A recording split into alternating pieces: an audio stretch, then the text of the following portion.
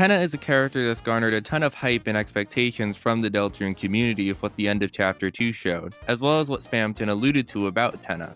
I'll be honest, before Chapter 3 released, I was sure that I would be dissatisfied with whatever Toby did with Tenna because of just how high the expectations were for his character. But by the end of it, Tenna had become one of the funniest and most beloved goobers that we've ever seen in Deltarune so far. And I find Toby's writing of Tenna's character in particular to be extremely endearing and multifaceted. So I hope to communicate just what about Mr. Ant Tenna's depiction I find so special. So without further ado, let's finally get this analysis underway. Or as Tenna would say,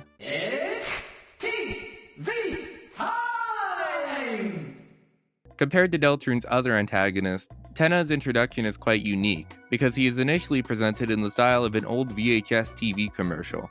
This introduction sequence does a great job of showing and alluding to many of Tenna's traits that are later developed, and much of that is implicitly gathered from this VHS introduction. The aesthetics of this video as being like an old VHS tape already allude to how Tenna draws largely on the past, and it also works really well to capture a player's attention, which is an integral aspect of Tenna's personality. This aspect is further reinforced through Tenna's speech quirk of constantly emphasizing certain phrases with very colorful and pronounced word art. The context behind Tenna showing this VHS in the first place is also relevant, as he appears to interrupt Suzy and Rouse just as they're having a very heated, emotional scene. It even writes off this scene as just being an amazing performance. Also, can we just appreciate how silly some of this video actually is? The line where Tenna says, "He's groovy and never glooby" still makes me giggle a little whenever I listen to it. Once this VHS commercial ends, we finally get to see what Tenna's actual design looks like. And while there have been a lot of fan designs created for the little guy, I don't think anyone was expecting his design to be an actual 3D model. Although it was one of the biggest surprises about Tenna going into Chapter 3 for me, I honestly think this design choice might have been one of Toby's most brilliant decisions. The 3D model helps to reinforce a lot regarding the core theme of Tenna's character that were alluded to in his introductory VHS tape. Tenna's 3D model is very intentionally simple and unclean, which highly clashes against the rest of the game's clean-looking pixel art. Ironically, despite being a 3D model, which should be more advanced to the 2D art style of the game, it then ends up looking worse and older than the rest of the game. Considering how later dialogue shows how he could sometimes turn insistent on how he can host Neo shows and the like, the dissonance seems to be somewhat intentional. Furthermore, the 3D model is also just super distinct from anything we've seen in Deltarune aesthetically thus far, and the size of Tenna's model is also just eye-catching. Coupled with how this model is used to give some really expressive animations like this and this, it just really sells how flamboyant Tenna is.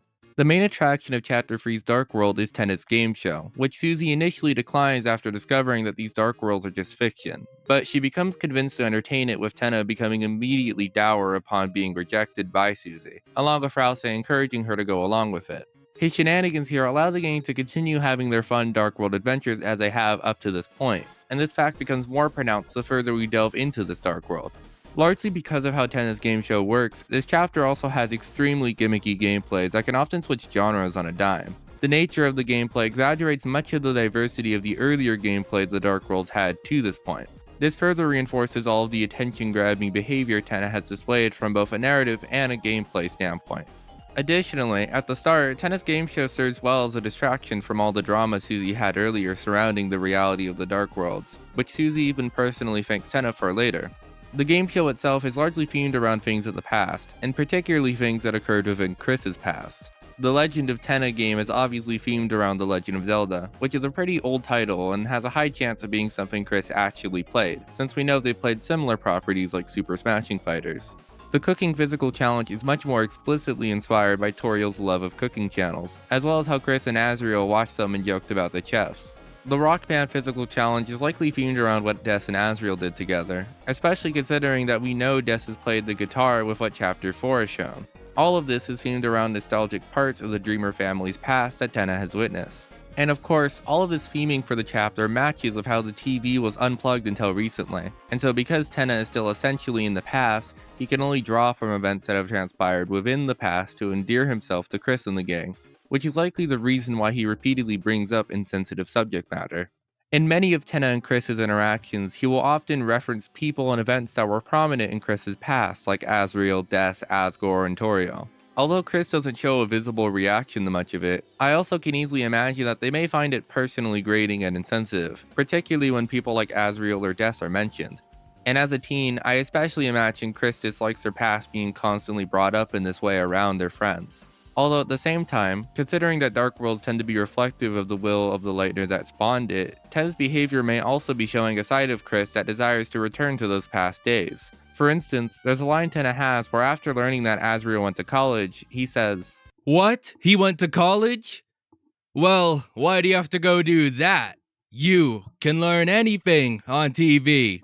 This line can very easily be read as self-projection on Chris's part for what they want with Asriel, especially since Chapter 2 showed that Chris's search history had inquired on when college summer vacation starts. The nuances in the division for how much Tenna actually represents Chris's own deeper insecurities versus how much Tenna is just about nostalgia is surprisingly muddied, but a deeper analysis of this is better shelved for later, so for now just put a pin in it. At the very least, it's also important to acknowledge that Tenna's more emotionally insensitive moments are not just derived from him only knowing the past, because there are a few instances where it's not about the past at all. I already brought it up earlier, but in his introduction, Tenna interrupts Suzy and Rouse at a moment where he was obviously not welcome. Furthermore, this can even extend to his own employees, which can mainly be observed in this scene where he barges in on Lenino and Elnina when they're having clear relationship issues. Every time he tends to make the scenario all about himself, which best displays how he tends to exhibit somewhat narcissistic behavior. This flaw is probably best exemplified by Tenna's continued insistence on extending his game show. At first, the gang is pretty happy to be able to continue Tenna's game show, but the further Tenna stretches it out, the more the party wants to stop playing. And they mostly only continue due to how self-pitying Tenna is when the gang expresses their exhaustion with his game show. The more open the fun gang grows about their displeasure with Tenna's game, the more desperate Tenna becomes, desperately trying to convince himself that they have to still like it. I will say on Toby Fox's part that there's a lot of immersion with the fun gang's opinions on Tenna, because by the time I was getting tired of Tenna's antics on my first playthrough, the fun gang was too. All of Tenna's worst traits here only get amplified once the fun gang attempt to escape, which leads to what I can only describe as his worst Crashout session.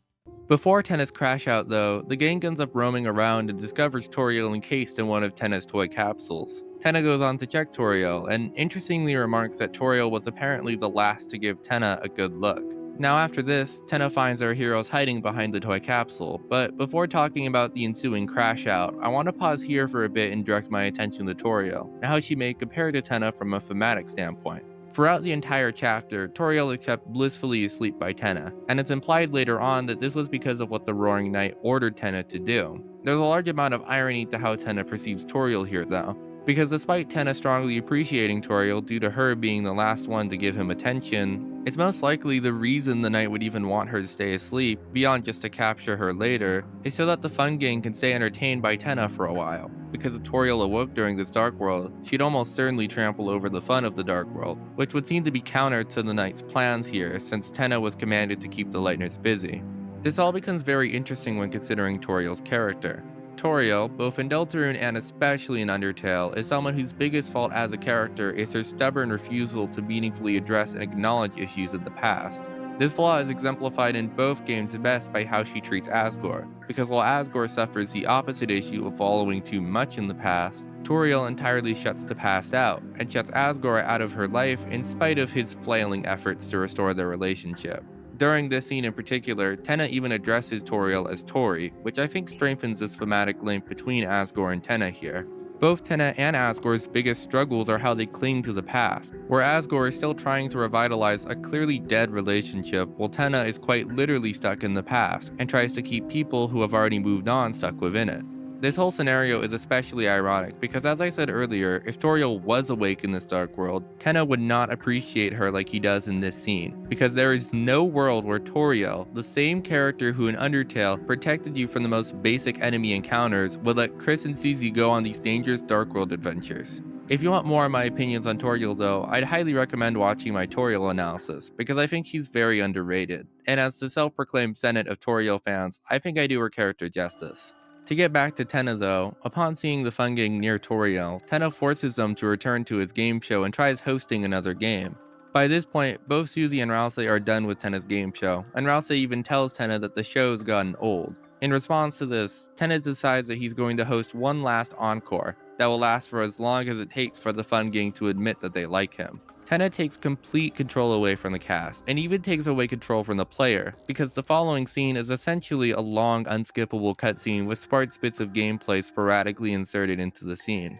Tenna even takes away the player's ability to do anything but act during the brief battles you're presented with, which is a good bit of immersion since you can just feel the same despair the characters do now that Tenna has almost entirely taken over. Overall, this scene really just serves to double down on Tenna's most negative flaws and give us the low point of his character. Tenna's self-centered behavior in particular is really doubled down on in this scene, as he adamantly insists that the Lightners still need him. Furthermore, Tenna's low point also showcases how he can begin treating his employees terribly, as we can see with how he immediately fires the Shadow Guy since he allows us to do an act other than saying we like TV. Although despite the scene showing Tenna's worst traits, the scene also alludes to a lot of what he, or more specifically, Chris, have experienced in the past. The main example of this is how Tenna begins to apologize to Chris about the pipes, which, as this Twitter post by user @Bala speculated, may actually be referencing Chris presumably having flushed a bath bomb in the toilet, which Chris has been implied to do in the past. This becomes even more tragic considering how Tenna follows this up with a statement where he's dreading another fight occurring, and mentions more specifically how the family is fighting again, which beyond anything else really shows that this TV's witnessed some fucked up shit in the Dreamer household. Considering that Dark World manifestations tend to reflect the object being used and how they were treated by Lightners, it makes sense that Tenna would exhibit such self-centered behavior because Chris would have used the TV to draw their attention solely to it and away from their poor familial situation. This also sort of explains why Tenna is so emotionally insensitive, because the TV was never being used to actually address any problems, but rather exclusively to distract Chris from their issues in reality and to capture their attention with something else, because the role of the TV within Chris's life was to escape from that reality. Tenna even has some dialogue during the scene where he says to the Fun Gang, I know what you need to get your minds off this and your eyes back on me. in order for the gang to escape from Tenna, you have to exploit the Zapper's off button and use it as an opportunity to escape. What follows is mostly a stealth section where you have to try and escape from Tenna's stage, all while he sends his recruits to try and stop you. Tenna only really shows up sporadically throughout the section, and the main thing this section demonstrates is Tenna's poor treatment of his employees when he gets desperate, which was alluded to earlier in his Crashout. Although most of Tenna's scenes are still framed quite comedically, Tenna often tries to keep his employees bound through their contracts to him, and consistently threatens to fire them if they don't do what he wants, even if it's for a goal like capturing the Lightners. This becomes even more tragic when we learn later in this section how all the Darkners here are children of Tenna's contract, and those who didn't accept were essentially cast into irrelevancy, leaving the Darkners no place to go but Tenna's stage. Tenna's mistreatment of his employees eventually leads to all of them realizing that they don't want to follow his orders. And after this, even Mike, the entity Tenna's constantly talking to that we never see, abandons him. This section also gives us some allusions to Tenna's connections to Spamton, as he talks about how Spamton promised to inform him on how to use technology, but ultimately bailed out of doing so and abandoned Tenna. After Tenna is almost entirely abandoned by everyone in the Dark World, the world begins to grow much colder, and we can witness many of Tenna's prior contractees petrified, which is presumably because they don't belong in this Dark World anymore.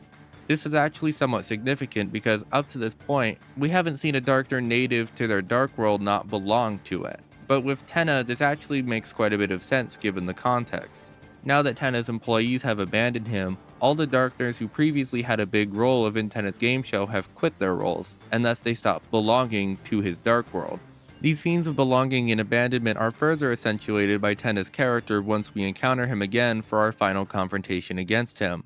Upon Susie questioning him about his motives, Tenna explains that the reason why he's so adamant about the Lightners participating in his game show is due to how in the past, the Dreamers and Holidays would come to watch the holiday specials. But eventually, as time passed, people began to slowly stop coming to watch him, until he was eventually entirely abandoned and was never used again until recently.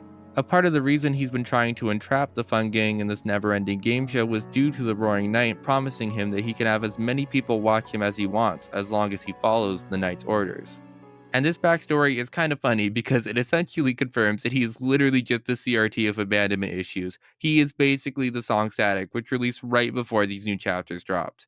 Moreover, for his actual character, this serves to both recontextualize and explain all of his seemingly narcissistic and attention-seeking behavior to this point. With this, we can understand now that all of this behavior really just stemmed from Tenna's own fear of being abandoned again by the Lightners. Although somewhat surprisingly, Tenna's actual boss battle doesn't expand too much on his character in new ways, but mostly just reinforces all of the traits he's exhibited thus far. The gimmicky gameplay that Tenna has had the player experience before is made even more gimmicky, and the final section of this battle has you battle through all of Tenna's old channels in a WarioWare-like segment. His dialogue here also largely emphasizes his desperate need to be needed, as he incessantly insists for Chris to acknowledge that they still need him, and for Susie to admit how much fun he was, constantly asserting that despite being an old CRT, he could still learn Neo tricks and be fun again. It's only after he's thoroughly defeated does he recognize that he's become obsolete and irrelevant, with Rousey and Susie each giving their own conflicting speeches of advice to Tenna. Rousey affirms that Tenna has become obsolete, but also expresses his own beliefs regarding how Darkness should only serve to make Lightners happy, and that Tenna shouldn't trouble Lightners with his problems. Susie, on the other hand, uses her own life experience of feeling unwanted to encourage Tenna that there's absolutely somebody who would still want him, in the same way that Susie has recently realized there are still people who appreciate her. But ultimately, Tenna is cut down by the Roaring Knight before the gang seals the fountain, which is basically the end of his screen time. Tenna's death within the narrative itself is actually quite interesting from a meta-narrative perspective, but before we get to that, I'd like to discuss the heavy thematic parallels that he has with a certain Undertale character, that being Mettaton. Upon first blush, it seems weird to compare Tenna to Mettaton like this, and while half of this is just an excuse to talk about Mettaton, I also think there's quite a bit of substance to be had here with these parallels. There's a few surface level things, like they're both entertainers and also share a similar gameplay gimmick within their respective boss fights with points and ratings, and I mean, Tenna also literally has a segment where a variation of the track Live Report plays,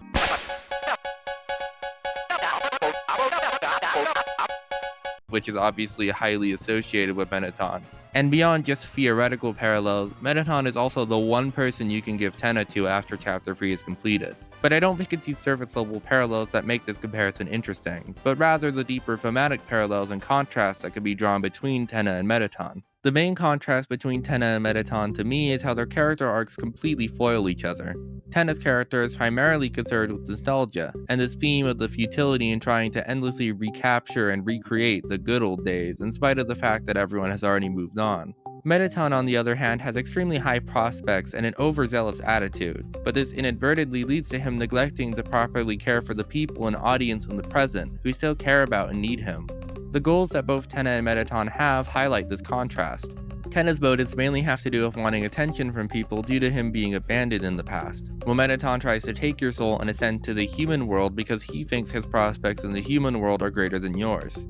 To put it another way, both Tenna and Mettaton can display narcissistic tendencies at times, but while Tenna's behavior largely stems from his abandonment issues, Mettaton is just genuinely that confident in himself. Both Tenna and Mettaton's treatment of their respective employees also contrast drastically. Mettaton's employees, besides Burger Pants, all describe him as being a very supportive and encouraging boss. He's shown to have quite an inclusive workplace of how he's employed people like the Diamond Receptionist NPC, who was struggling to get a job due to their angular shape, but Mettaton hired them due to relating to their struggles being a rectangular shape himself. Tenna, by contrast, can often be very controlling of his employees, and uses their contracts with him, along with how they have nowhere else to go, against them to get what he wants. As a friend of mine put it, Mettaton cared about his fame more than his audience, while Tenna cared about his audience more than his employees. Overall, I think there are a lot of fun parallels to be seen here, and this contrast helps to strengthen the weight of both of these characters, in my opinion.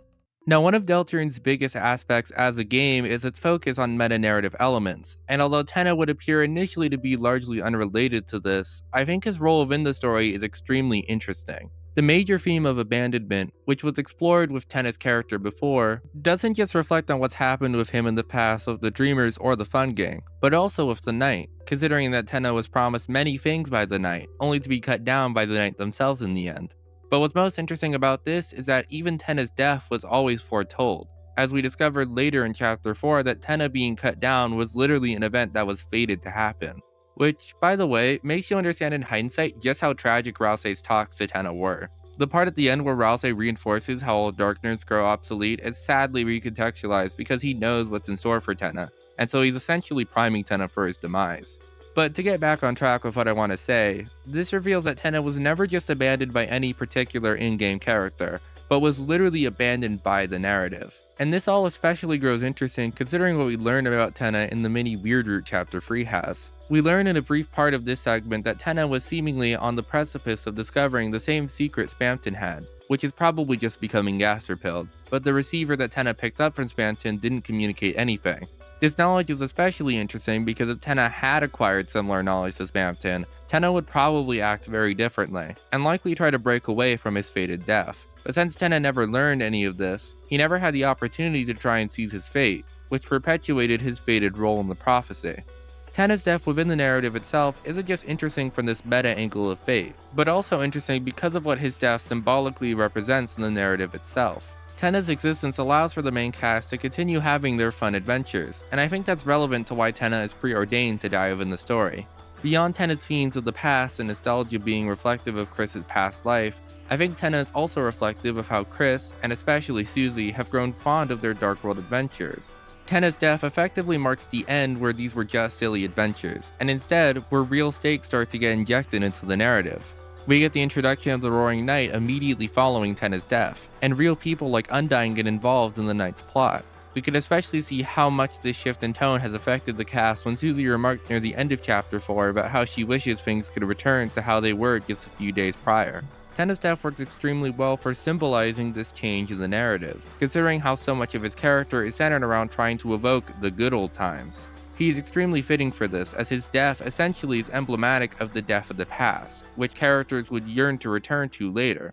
But then again, Tenna doesn't have to truly die depending on what actions you took in Chapter 3, because if you recruit all the Chapter 3 enemies, Tenna could be fixed and reappear later in Castletown, or be given to Mettaton. The implication that recruits can actually impact story beats as major as this alone is actually pretty major, but beyond that, the fact that Tenna can be revived after his death is somewhat subversive of what the prophecy established. I've talked about this subject in my last video about the prophecy, but I believe this itself is kind of revealing for how the prophecy could be somewhat overturned. Technically, the way it's been written within the prophecy that we've witnessed so far never explicitly mentions that Tenna dies, but rather just mentions that he is cleaved red by blade. Tenna resurrecting doesn't contradict what's actually foretold, but it does make you ignore the obvious interpretation you're meant to get from the line in order to make it a happier story. But in a way, I don't think Tenna should ever have to truly die. The nostalgia we have for the past isn't something that should completely dictate someone's life, but at the same time, I don't think it's something you should entirely ignore either. Tenna will always have an undeniable place within our lives, and while Deltarune recognizes that we can't fully replicate the good old days, we don't have to completely throw them away either. Now then, that's most of what I have to discuss about Tenna's character. Like I said at the start of this video, I'm genuinely surprised at just how endearing Tenna's character is to me, because I was expecting Tenna to be as impactful as Chapter 1 and 2's main antagonists were. But Tenna's depiction completely surpassed all of my expectations, and I hope this analysis was able to illuminate just why I think Tenna's writing was so compelling for me.